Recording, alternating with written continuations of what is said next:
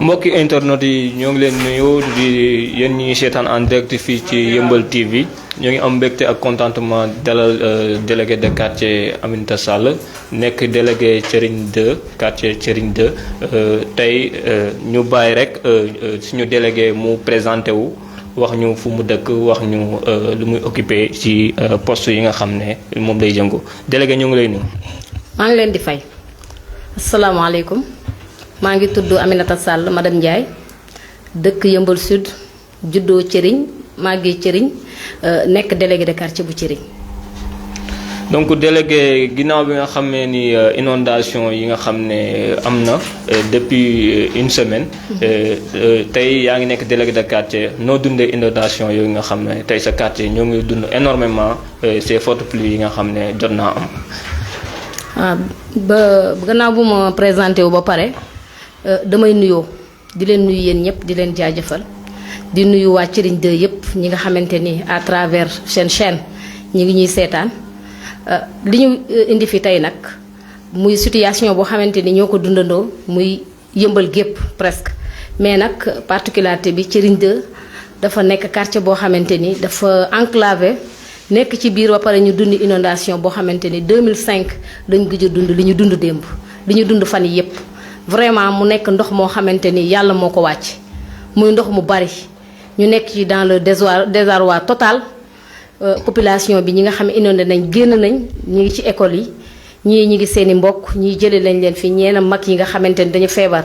ñi ngi wut fu ñu leen def ñenn ñi ñi ngi ci biir kër yi des ak ndox mi di dund ak moom vraiment mu nekk situation bu metti la ñu nekk. ginnaaw loolu gis nañu relation yi nga am avec la population nga joué ci ay rôle yu am importance. tey par rapport réaction yi nga xam ne population bi am na ko noo ko dundee ak difficulté yi nga xam ne jànkonte nañ ko bu baax a baax. waaw sant yàlla rek réaction yi metti na ndax nañu wax rek ku nekk ci ndox rek loo wax rek yow yaa am dëgg parce que situation bi nga nekkee la mais nag mu nekk situation xamante bu méttee métti boo xamante ni jeunes yi tamit ñi ngi ciy contribuer. muy jeunes yi nga xamante ni ñoo nekk ci quartier ba macha allah kenn manqué wul ñoom ñëpp génn muy góor muy jigéen xale yu góor nag ñoom ñëpp a taxaw ñëpp jàpp ci li ñu mën ak seen propre moyen nag seeni propre moyen suñu propre moyen la ñu génne jéem ci soulager mais jusqu'à présent nag metti na trop daal metti na ba fu metti yem. bon gis nañ ay lenteurs yu am au niveau des autorités yi nga xam ne c'est les autorités administratives lu mel ni le maire que autorité déconcentrée yi nga xam ne mooy le sous-préfet mooy autorité représentant de l'État depuis des jours kenn gisu leen loo jàngatee mbir moomu ci li nga xam ne vraiment jot naa am. waaw ni ñu ko jàngatee rek mooy ni ñu ko gisee vraiment tey mooy 3e jour boo xamante ni ñu ngi ci situation bu difficile. En premier temps préfet wàcc na ñëw na fi sànq ñoo ko gisandoo bi may ñëw fii aussi maire wàcc na ñëw na fa visité na joxe na quelques contributions ci dooleem li mu mën nee na préfet sous-préfet aussi ñëw na fa gis na situation bi def na promesse ci carburant donte le nee na plan Orsec bi lancé nañ ko mais nag moom nee na mu avec peu de moyens gisagul dara mais ne serait-ce que dina am lu mu contribuer ñun daal loolu lañ fi gisagum. donc côté effet yi nga xam ne jot nañ ko gis dégg nañ nga wax ci plan Orsec bi 766 milliards yoo xam ne état du Sénégal dugal na ko ci wàllum mbënd bi mais depuis lors gisuñu dara loo xam ne am na effet ci inondation yi de 2012 bi président Macky Sall ñëwee en 4 ans nee na réglé na problème inondation tey ci 2022 gis nañ ni fii ci Yeumbeul Sud ak partout au Sénégal inondation yi indi na ay jafe-jafe yu baax a baax surtout sa quartier bi nga dëkk tey loolu noonu loo am comme xalaat vis-à-vis de l'État yan kii jàngat nga ci am par rapport ak aspect yi nga xam ne yooyu dégagé nañ ko mu nekk ay moyens de l'État. waaw ci côté boobu moom milliards yi tour bi sax dafa rëy ñi ngi koy dégg parce que dégg rek lañ ci mën a wax nee nañ xale nag buy gént di yor xaalis boo yewoo doo gis dara ñun loolu moo ñu ci dal ñun yëguñu ne yëguñu ne état financé na des milliards ci inondation parce que wax naa la ko fi ñu dëkk enclavé na enclavement boo xamante ni on a actuellement 43 maisons yoo xamante ni boroon na bokk ci ñi ñu war a dédommager te ba léegi dédommagé wuñ leen kër yaa ngi foofu dañu mujj jël risque ñun en personne en tant que autorité délégué joxe sax autorisation ñu démolir 2 maisons pour ñu am lu ñu fa mën a def pour mën a soulager ñenn ñi pour vous dire que ne rek milliards yi ñun gént lañ ko dañ ko defee daal comme xale buy gént rek ba léegi gisaguñu ci leen loo xamante ni benn solution la. ok ci biir loolu gis nañ jafe-jafe yi nga xam ne mooy évacuation d'eau am na côté bi ngeen dëkkee. te gis nañ mbedd Farba bi am na benn route bu bees ñu fa def pour évacuation pour ndox mi si tawee mën a dem. déjà fi ngeen déverser ndox mi foofu problème la parce que soo leen déverser ndox mi day defaat retour. tey ban jàngat nga si def ci loolu nga xam ne déjà yéen a ngi ngàcc ndox mi mënul dem te y a un problème boo xam ne l'eau est stagnante loolu ban gis-gis nga si am. waaw gis-gis bi ma ci am rek mooy li ma waxoon ci CRD bi au mois de mai si je me souviens c'était au mois de mai avril-mai tenir nañ benn CRD boo xamante ni vraiment lépp loo xamante ni dessiné noonu lañ ko expliqué wax leen ko situation bi rek gis nañ ko tey parce que gouverner c'est prévoir def nañ CRD def CRD pré-hivernal bi ñu defee CRD pré-hivernal boobu lépp loo xamante ni wax nañ ko fa ñu génne ci suñu xalaat wax leen li nga xamante ni ñun ñoo fa dëkk ñoo koy subir ñoo koy jànkonteel wax nañ leen situation bi waxoon nañ leen ne leen nii lay demee te ni ñu leen waxoon ne noonu lay demee avec la complicité de Léegi mu ne situation bi demeewul noonu waaye sant yàlla ba nga xamante ni taw na ba ñu gis ne liñ leen waxoon moom moo am ndax sàmmkatu mboot moo xam bi ciy sox ñun ñi fi dëkk ñoo xam li ci metti gis nañ ko tey sonn nañ ñoom autorités yi war a ñëw sax sonn nañ parce que amuñu fu ñu jaar. Le sous-préfet bi muy ñëw fu ne contournement bu nekk def na ko parce que amul fu mu aw lépp li ñuy wax cuune état moo ñu ko yóbbee parce que ONG boo ko joxee benn liggéey te amul suivi ñu liggéey def ko liggéeyu taf yëngal boo xamante ni mën naa ne liggéeyu politique la gaawantu ko ci nii rek lay mujjee ñun ñooy les subir les conséquences. léegi dañoo gis ne canalisation yi nga xam ne moo ngeen doon jàmbat. pour ñu def ko foofu ba ngeen def ci ay CRD yu bare. mais bi ngeen demee ba gis ne saafara amu ci lan moo tax alerté woo leen ñi nga xamante ni ñoom ñooy autorités yi ñu defar ko avant. ngeen bàyyi ba nga xamante ne nii population bi ñu ngi sonn après ngeen di si soog a jóg. waaw ki di alerte di le sous-préfet moi-même man bi may wax ak sous-préfet yow yaa ngi toog ñeneen ñi ngi toog yeneen autorités ñu ngi toog tout Yëmbal les 2 Yëmbal arrondissement Yëmbal ñi ngi toog te ñëpp dégg nañ bi ñu toogee wax nañ leen ni leen canalisation bi niñ ko defaree baaxul. teel nañu alerté nañ à temps au temps ba nga xamante ni ñoom bi ñuy ñëw loolu moo waraloon Serigne Mbaye Thiam wàcc si fi loolu moo waraloon mu ànd ak gouverneur loolu moo waroon a ànd tous les préfets ñu wàcc xool situation bi ndax bi ma leen koy wax ne leen kat situation bu catastrophique la xëy na lee gëmuñu ko woon mais bi ñu wàccee gis nañ situation bi la preuve en est que nag tey subir nañ conséquences yi ñun ñooy toujours les perdants parce que tamit gis nañ ne population bi li ñu daan dund ay at. buñ ci coopéré woon boole ci ak population bi ñu koy liggéey wax leen ne leen defee leen nii wax leen ñu nii li wax leen ñu liggéey en complicité en synergie kon tey li ñuy dund ñun duñ ko dund. la mooy solution définitive bi nga xamante ni moom moo war a génnee ñi nga xam ne ñoo nekk ci mbënd mi ba nekkaat ci jàmm. d'abord fii ci Yëmbal Sud de solution bu yomb am na fi. parce que tey ñun bu nekkoon ne dañu am problème mu voirie yi mais dañu am. fu accès boo xamante ni route de Thierno Ndiaye dafa dem ba Fass Mbao bu ñu ko defoon benn canalisation directe boo xamante ni dafay ànd ak des vannes mu am ay égards yoo xamante ni de 100 mètres chaque 100 mètres mu am égard ñu mën ko curer avant hivernage bu ndox ñëwee dara du fi tag donte ne duñu ay technicien nag mais xam nañ fi ndox war a jaar xam nañ fi montagne xam nañ fi nga xamante ni moo surélevé ba nga xamante ni buñ ci waxtaanee boole ci en complicité ñi fi dëkk. dund fi yàgg fi dëkk nga xamante ni ñëwuñu rek sëkk dëkk dinañ xam fi ndox mi jaar ba mën a dem. yaa ngi wax curage te curage nee nañ ci compétence maire la bokk. te yow nga bokk ci ñi nga xamante ni ñooy adjoint maire lan moo tax jógoo leen ci loolu.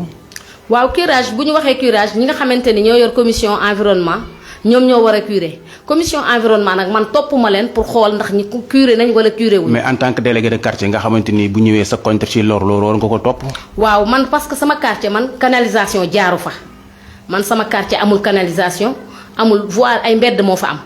canal bi bu jaaroon foofu duñu xaar sax maire parce que la situation est critique parce que yéen bi ngeen fa ñëwee léegi gis ngeen ne ñun bi mu tawee li muy metti xaaruñu kenn xaaruñu maire xaaruñu préfet xaaruñu keneen. mais ñu ngi wax ci canalisation yi parce que canalisation yi. doone jaarul sa koñ rek. kon doo alerté te yow da nga bokk ci biir.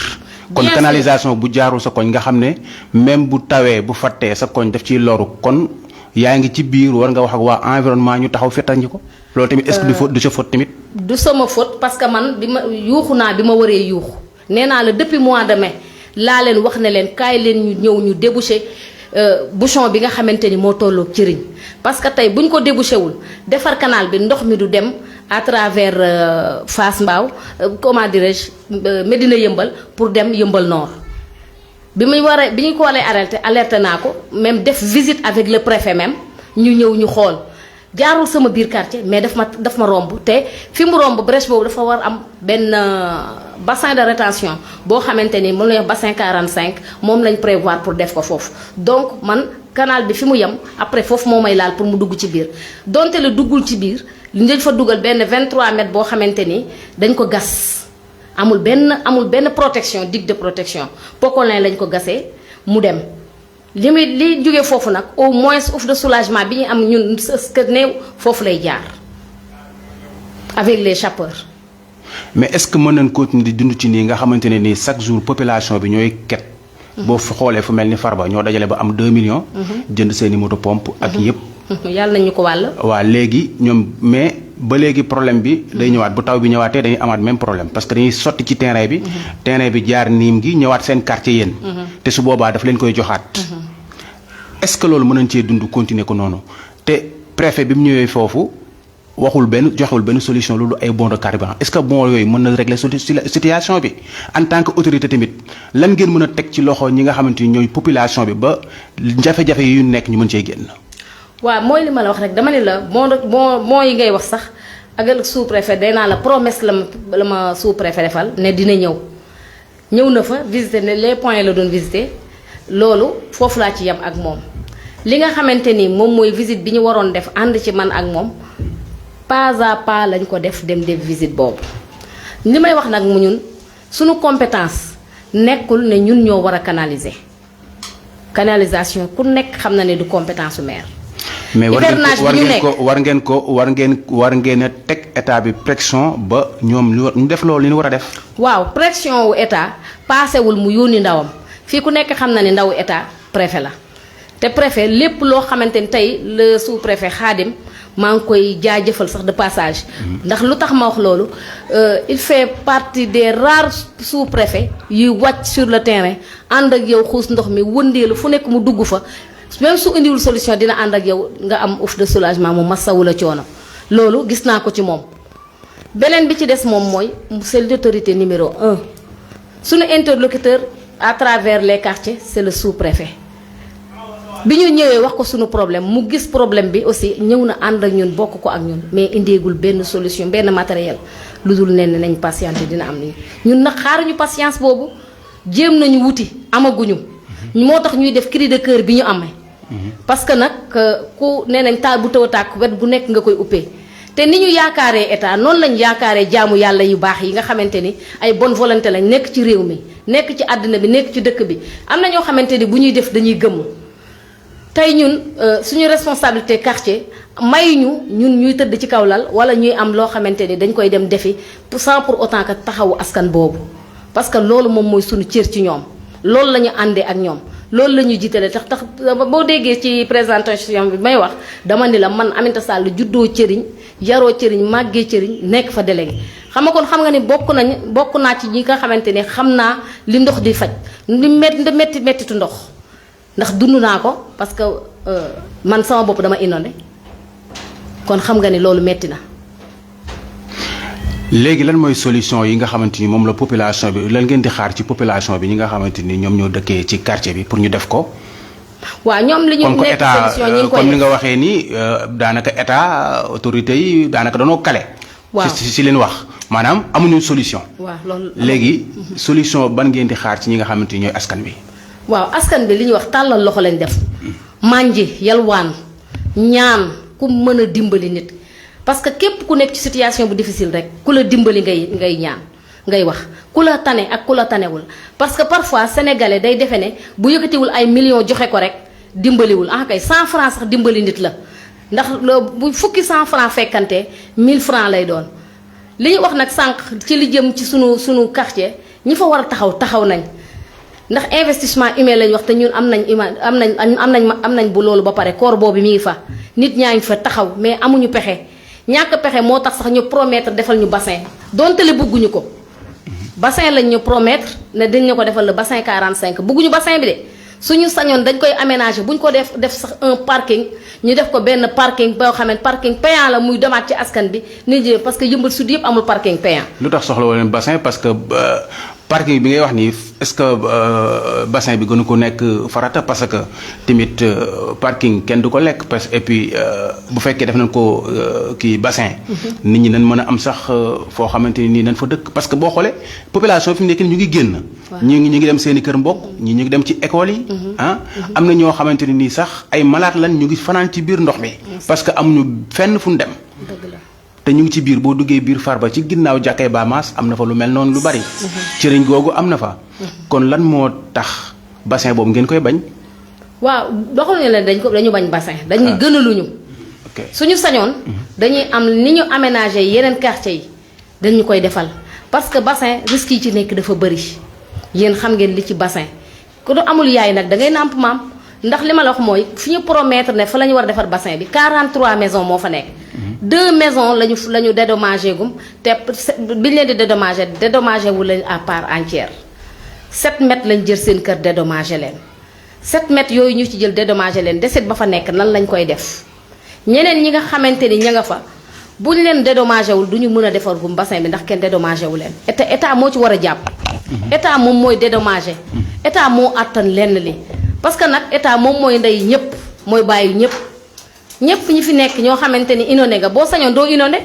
ñu dëkk ci cuvette d'eau bu ñu sañoon du ñu dëkk ci cuvette d'eau mais nag li nga xamante ni moom lañ am rek ñu jaay leen ko bi ñu leen koy jaay aussi bu ñu xamoon ni xel ne bu ñu fa dëkkee jur fa seen doom juddoo fa ñu ngénte ko fa yar ko fa ba màgg ndox moo leen fay dàqee duñ ko jënd. am nañ information ci ne bassin yëpp fees na léegi bu tawaatee bu fekkee loolu lu am la. léegi bu tawaatee lan mooy solution bi. waaw mooy li ma wax rek. ñun population est-ce que da ngay dëggal ne bassin yëpp fees na. waaw nee nañ bassin yi fees na wax nañ ko man nag demuma ci bassin yëpp mais ñun même suñu déversoir bi ñu am dafa débordé. actuellement kër yi ko wër yëpp dafa am ndox. kon su boobaa est-ce que du nekk beneen problème parce que ñi wër bassin bi tamit. su demee ba fees est-ce que ñoom tamit du amaat beneen. si dina ko amaat parce que avant-hier rek loolu moo am bassin bi dafa fees ba débordé ñi bëgg a évacuer amuñu fu ñu évacuer ñooñu dañu mujj obligé yendu ci ndox bi. te suñu sañoon kenn ku nekk rek relais lay doon kii dimbali moroomam keneen ki ci topp dimbali moroomam mais nag pexe mu amul loolu moo fa nekk li fa amagum foofu loolu lañ jàppandi promesse yi nga xam ne promettre nañu ko pour def ko bassin 45 bi en 2023 espérons daal nañ yàlla dimbali bañ defal ñu ko. mais est-ce que du àq tamit plan Orsec bi ñu lancé. wax ko ci gémmiñu ñëpp. ñëpp gis ko ay milliards yu baree. te boo duggee ci li nga xamante ni moom mooy ci biir askan wi. loolu doo ko gis. mais est-ce que loolu àq boobu état mën na ko gàddu lu toll noonu. moom mën na am conscience tranquille xëy na mais ñun de vraiment ñi nekk ay auxiliaire am nekk ci quartier yi gisaguñu lu jóge ci plan Orsec pour dire vrai man gisaguma lu jóge ci plan Orsec gis naa nag jëmmi ki nga xamante ni tey bu plan Orsec amoon ci loxoom lañ koy teg muy le sous-préfet mais gisuma lu jóge ci plan Orsec. léegi sous-préfet moom lan la wax ci plan Orsec. waaw parce que ku amul loo mën a wax loo mën a joxe doo mën a wax dara moom le sous-préfet li mu ma wax rek mooy Aminta dama ñëw xool situation bi. ñëw na ànd nañ gis na situation bi ñu ngi koy déglu mi ngi doog a dem parce que même pas 1 heure de temps. mais lu mu teg sa loxo. ñi ngi dem te ñëw. donc gis nañ dégg nañ say biir wax yaa ngi wax kaaw bassin de rétention bi. or que le sous-préfet bi ñu ko introsé moom il paraît que dafa wax ni amul benn projet boo xam ne jëm na ci cadre bassin de rétention bu ñu war a def ci Yeumbeul Sud parce que loolu doonagul lu concret est-ce que yéen par rapport ak CRD yi ngeen def ak discussion yi ngeen am seen biir par rapport ak autorités yi nga xam ne ñëw nañ ci pour mettre en œuvre projet boobu noonu lan looy wax ci cadre boobu noonu. parce que fekkee autorité étatique moo répondre lu mel noonu dafay baax ñu remettre leen en cause laaj leen yéen lan mooy seen gis-gis ngeen wax ci fu ko defee mu nekk loo xam ne lu leer lay doon. waaw lu leer de mooy ñun li ñu mën a wax rek mooy ñun ay relais lañ auxiliaire nag li ñu ko wax rek loolu la mën a waxaat parce que bi ñu ñëwee bi ñu jugee ci CRD bi ñu ne le bassin 45 est prévu à Thiering, le bassin 46 est prévu à Alouar. Loolu defe naa ne ñi dëkkul fii sax dégg nañ ko te biñ ko déggee ak léegi dañu waxoon 2022 bi sax lañ koy defar mu am ay retard ñun 2023 lañ koy defar kon nag bu autorité ñooy wax loolu peut-être le projet a changé mais loolu moom c'était confirmé boo demee au niveau de la mairie dinañ la ko confirmer boo demee ministère dinañ la ko confirmer tout récemment bi fi Serigne Mbaye Thiam ñëwee confirmé na ko mu ne prévoir nañ def fii le bassin 45. D'après tous ces projets yi nga xam ne waxtaaneen ko est-ce que am na benn boo xam ne mettre nañ ko en œuvre ba ngeen gis ko. Actuellement man du ma ne la lii laa teg bët lu ñu gis lu dul benn brèche de 23 mètres bu ñu fa dugal ne lii moo jëm ci bassin bi loolu laa gis. Est-ce que loolu laajul actuellement la population Yeumbeul Ouest du jël seen responsabilité. par rapport ak diggé yi nga xam ne responsable étatique yi ñoo ngi koy def vis-à-vis au Yeumbeul Ouest. waaw ñun de li ñuy wax toujours rek yëmbal heureusement ba ñenn ñi nga xam dañ koy décortiquer dañuy wax yombul nit ñi fi nekk nag ñu am valeur ñoo fi nekk ñu am dignité ñoo fi nekk ndax nag débrouillé nañu ba am bu doon nag 150 mètres carrés yoo xamante ni ñoom ñoo ko amal seen bopp dëkk ci lu yëwuñu ko yàlla di leen ci suturaal ba tey kon nag képp koo xamante ni yaa ngi ñëwaat di def ay say promesse aussi da nga ko considéré waa yëmbal xam na ñoom ñooy ñan peut-être que ne ñoom ñoo yaakaar ne waa yëmbal xamuñu ñooy ñan mais ñun xam nañ ñooy ñan. am na ñu bëri ñu ŋàññi seen doxalin yéen ñi nga xam ne yéen a faree ci mairie bi nit ñi ñoo xamul lan mooy rôlu état ak rôlu maire wala taxawaay bi ngeen war a am ci population bi moo des. comme par exemple. ñu bëri dañuy ŋàññi seen doxalin. waaw ñi nga xamante ni ñooy maire bi. ma ne lan sénégalais yi wala population yëmbal bi ñoom ñoo xamul. li état war a def ak li collectivité locale war a def. wala yéen seen assistance moom moo des. waaw man de li may wax toujours rek ñiy ŋàññ loolu dañ leen di sax jaajëfal ndax ki lay ŋàññ mooy lay dimbali ki lay critiquer kooku moo lay dimbali ki lay wax ne la fii la du fii kooku moo lay dimbali. ki nga xamante ni nag moo nekk le maire ñëpp ñi nga xamante ni askan wi ko faloon képp ku ko critiquer rek da koo war a critiquer koo xamante ni am na loola metti wax da nga ko war a wax ñun ñi nga xamante ni aussi ay auxiliaire nekk ay adjoint fi ñu dëkkee fi ñu faree ku ci nekk fa nga nekk maire nga fa la nga war a def da nga ko war a def man nag li may wax toujours rek du ma ne du man bokkuma ci moo ko gën dafa lépp looy wax rek ñun ñoo bokk même pétrin bi képp koo xamante ni yaa ngi ci benn gox di fa liggéey rek mairie bi nga ko fay defal te fi ma nekk vraiment man du ma ne gàcce ngalaama mais sant naa ci yàlla ci côté boobu ndax du lu ma mën du lu ma ñeme tëdd ba te assisté wu ma ñi nga xamante ni ñoom laa dëkkal ñu nekk ay samay citoyen nekk samay population muy population Thiering population Kayor ak feneen foo xamante ni mën naa fa teg sama tànk yéen ñëpp xam ngeen ni fan yi médicament laay doxee te sañu ma tëdd ci sama kaw lal te wàcc ma sur le terrain te noonu laa ko fas yéene jàpp ak ñoom ba bañu ndox mi di jeex bu yàlla dimbali ñu kuy tëddi faju waat nga dem faju ji. léegi xam naa ni suñu njeexantalu émission léegi météo dégg ngeen ko tey ci suba. nee na ñaari fan yi di ñëw dina amuk dal waaye ñetteelu fan bi ciy topp dina am ay taw yu am doole yoo xamante ni dina ñëw léegi est-ce que loolu alerté ngeen ki nga xam ne mooy sous-préfet. balaa mbënn mi amoon ba nit ñi génn seeni kër lu mel noonu bañ a amaat. waaw man te wax dëgg yàlla ANACIM moom temps yi dañuy yóbbu sax sama fit su ma gisee seen message bi rek sama fit bi day dem. mais nag loolu yëpp tamit sant yàlla parce que tamit ndox mi li may wax état Sénégal sax mënu ci lu bari yàlla moo ko wàcce te moo koy wàcce aussi mètre cube yi wàcc du ñun buñ ko mënoon dékk ci ay paan di ko tuuri feneen dañ koy def mais nag yàlla mooy wàcce ndoxam lu ñuy ñaan rek mooy gouverner c'est prévoir comme am nañ météo yu leen di wax ne leen bis sàngam heure sàngam dara dina am ñoom tam bis sàngam heure sàngam boobu ñu fexe ba am taxawaay ba nga xam dañuy taxaw lu ñëw ñu dégager ko mu dem ndox yi bañ a fekkante bu ndox yi fekkantewul rek ouf de soulagement dina am. yan kàddu ngay jeexalee. waaw kàddu yi may jeexalee mooy di jaajëfal ñëpp rek population Yeumbeul Sud bi yëpp di jaajëfal ki nga xamante ni moom mooy sunu comment dirais-je nu ma ko waxee maire di commence di gërëm le sous-préfet di gërëm ñi nga xamante ni mooy comité de quartier bi ma am yëpp di gërëm sama bàjjenu gox bi comité quartier Thiering 2 yëpp. mais nag di massawu waa Yeumbeul Sud yëpp di massawu képp koo xamante ni yaa ngi ci municipalité rek parce que yëmbal dañu am ñàkk xale boo xamante ni mën nañ ni moom en personne mairie la parce que madame Fall maa ngi koy jaale waa yëmbal yépp ndax man ak moom 2009 la ñu xamante xëy na lee ñi fi mu ñëw bees 2014 la ñu xam man ak moom 2009 la ñu xamante ba yàlla def tey mu nekk ci mairie bi nekk nag royuwaay xale bu yaru xale bu am teggin xale bu am sutura yàlla na ko yàlla suturaal fa mu nekk yàlla na ko yàlla xare àjjana barke Seydina Muhammad moom moo am yërmandeem yàlla na ko malaakam yërmande teeru maa ngi sant daal askanu yëmbal sud yépp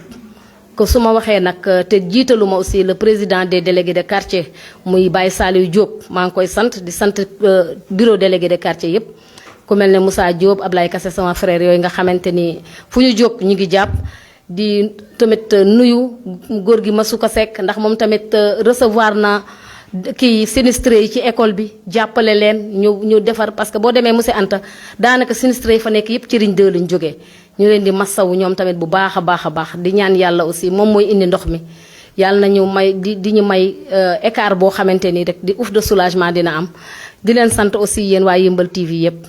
di sargal képp koo xamante ni délégué nga rek maa ngi lay jaajëfal bu baax jërëjëf